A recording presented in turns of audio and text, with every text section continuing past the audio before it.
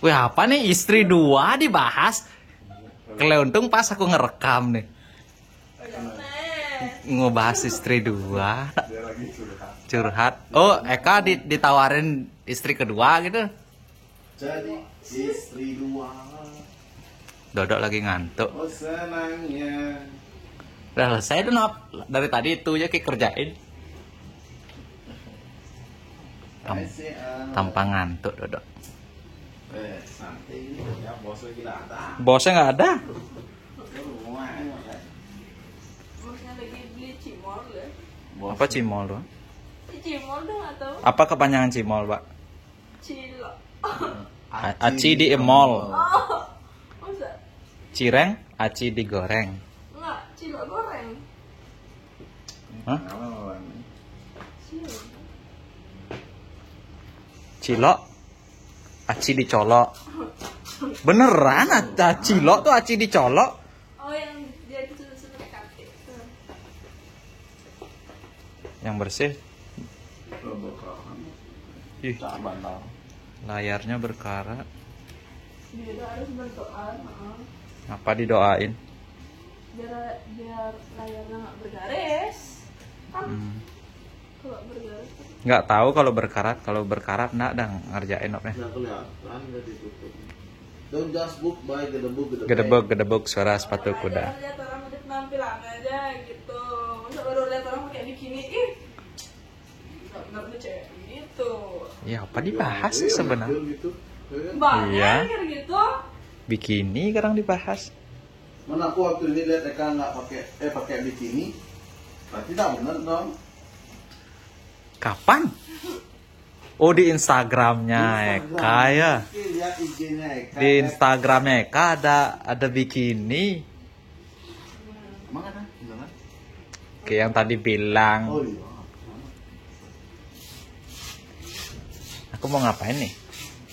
Oh iya, aku mau perbaikin ini. Matiin dulu. Nah, teman-teman, kelamaan tadi gininya ya. Apa namanya? Pembukaannya. Ini kita di atas ini ada TV. Bisa kita sebut TV Cina gitu ya. Tapi ini apa ya?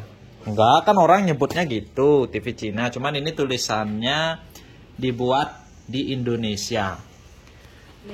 Dan yang perlu teman-teman ketahui bahwa pada saat saya membongkar, bukan saya sih, yang bongkar adalah Dodo. Jadi pada saat TV ini dibongkar gitu ya, dia masih ada segel, benar? Ada segel. Tapi begitu dibongkar, walaupun ada segelnya, cuman di sini kita lihat layar LCD-nya itu dia sudah akal-akalan teman-teman ya. Jadi dia masukin kabel sendiri seperti ini. Ini juga udah kayak dicongkel masukin kabel. Kabel aslinya itu ini dia. Nih, sorry, yang biru ini. Ini kabel aslinya. Terus ini nyongkel sendiri. Yang nyongkel itu pasti pabriknya. Jadi ini kalau kerjanya seperti ini, TV LED yang dijual di pasaran. Yang mana Wiki bilang? Ini nyongkel di sini. Ya. Oke, ada nyongkel lagi. Ada nyongkel casing. Oh, nyongkel casing. Enggak, maksudku ini di LCD-nya. Berarti ini kemungkinan aja industri rumahan, teman-teman. Karena kalau dulu pernah ada heboh perakitan TV tabung, ini mungkin perakitan TV LED. Karena di sini kan layarnya ini kalau kita cermat ngelihat ya.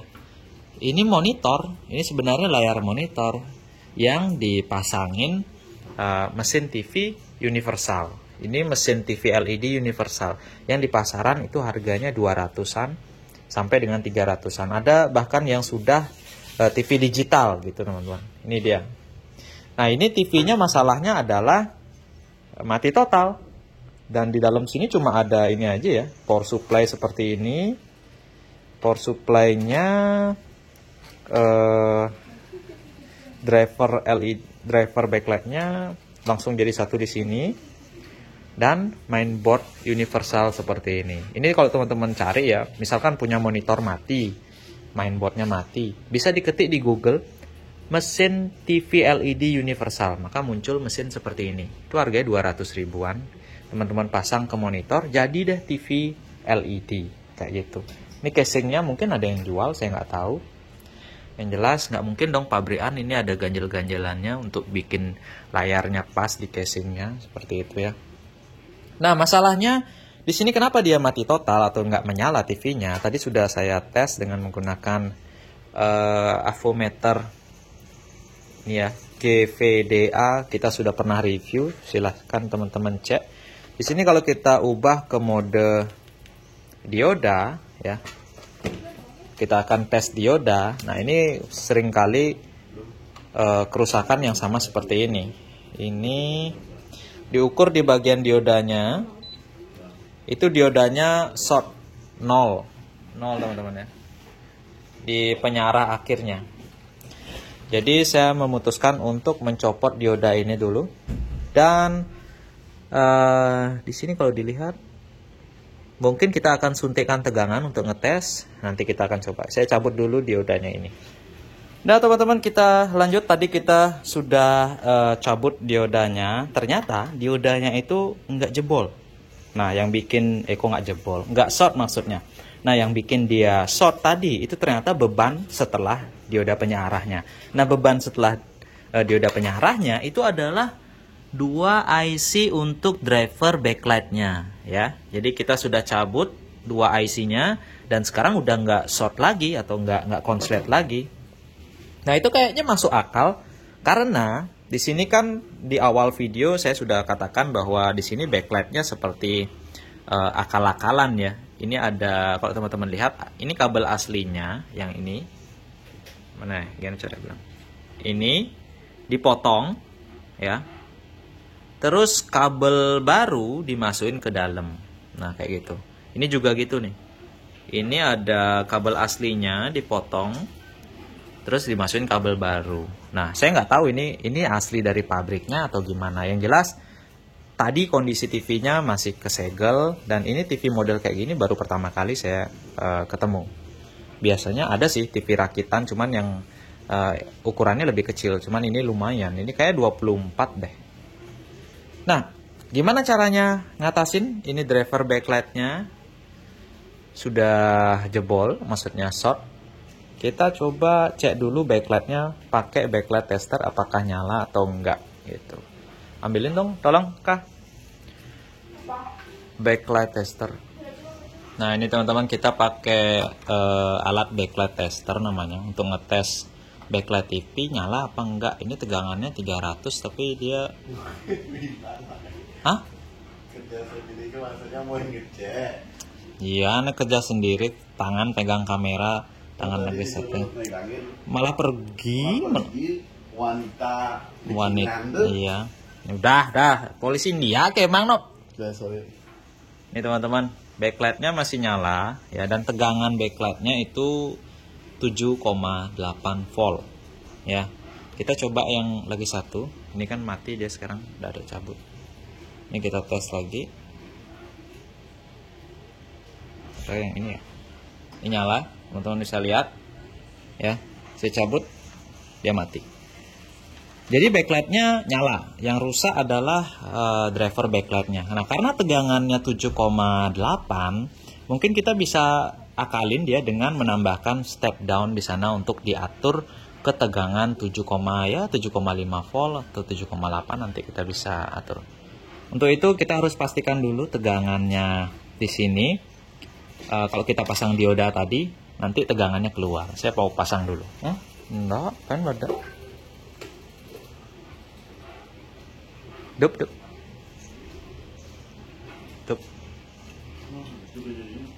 Polarize dalamnya juga rusak dong. Nah teman-teman, ini sudah kita pasang diodanya, ternyata nggak nyala, ternyata nggak ada tegangan keluar. Dan setelah saya tes, di sini fuse-nya putus, teman-teman. Fuse-nya putus, lalu di bagian input dari dioda kiproknya di sini itu short. Nah teman-teman bisa lihat, dia short. Saya nggak tahu shortnya antara induktornya, ini ada induktor untuk filter ya, atau dioda kiproknya. Tapi saya akan coba copot dioda kiprok dulu dan ukur lagi di titik yang sama. Oke. Oke, ini kita sudah copot kiproknya dan kita tes di titik yang sama. Ternyata tidak short dan itu membuktikan bahwa kiproknya yang short. Nah,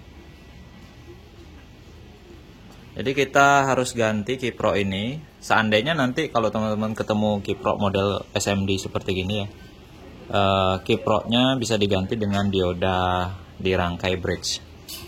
Nah teman-teman, fuse-nya kita ganti sama fuse tabung kaca, ya enggak apa-apa sih. Terus untuk kiproknya kita udah ganti sama SMD juga, kebetulan saya ada banyak.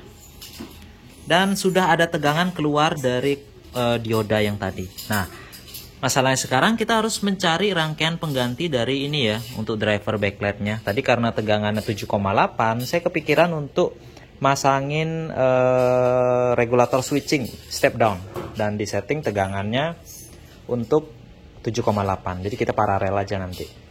Nah, seperti apa nanti rangkaiannya kita akan potong dulu. Skip. Nah, teman-teman, tadi setelah kita ukur arus dari masing-masing backlightnya, itu ternyata cukup besar ya.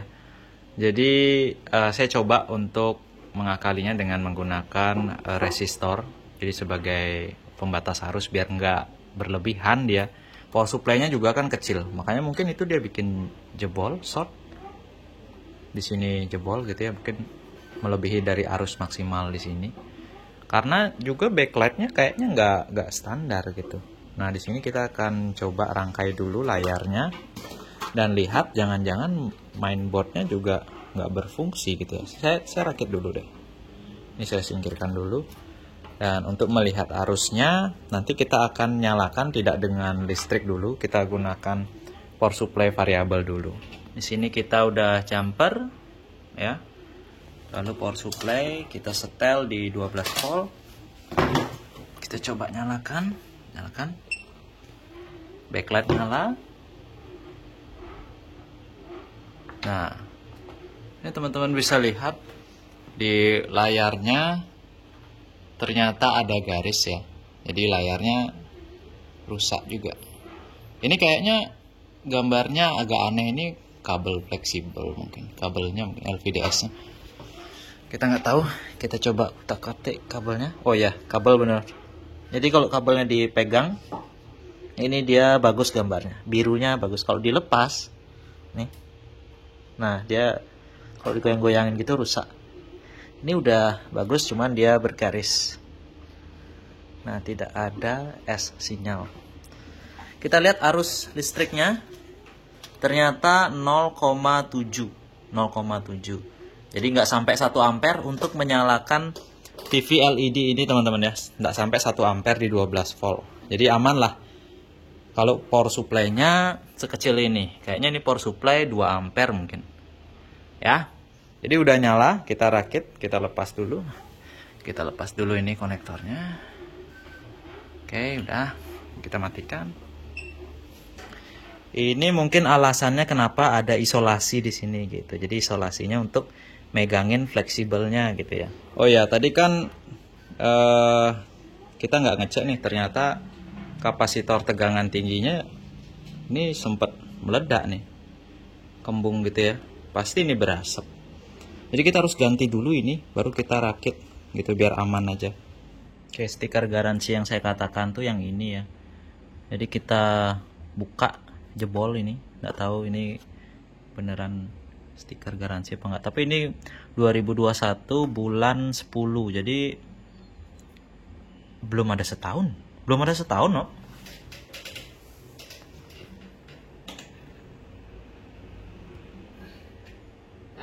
Nyala? Dah. Belum. Dah. Matiin. Taruh. Udah teman-teman ya. Jadi TV-nya sudah nyala, cuman dia ada garis. Nah, garisnya itu mungkin cacat panelnya ya, karena ini kan panelnya panel mungkin ya, saya katakan mungkin panel bekas yang direkondisi menjadi TV. Ini udah nyala teman-teman ya. Jadi mungkin sekian dulu vlog kita hari ini. Nanti kita lanjut di vlog-vlog selanjutnya. Ini oh ya, lanjut dikit. Ini sudah datang konektor baterainya. Konektor baterainya kita udah beli banyak. Dan kita siap untuk ngerakit baterai packnya. Kita lanjutin lagi baterai pack yang ini.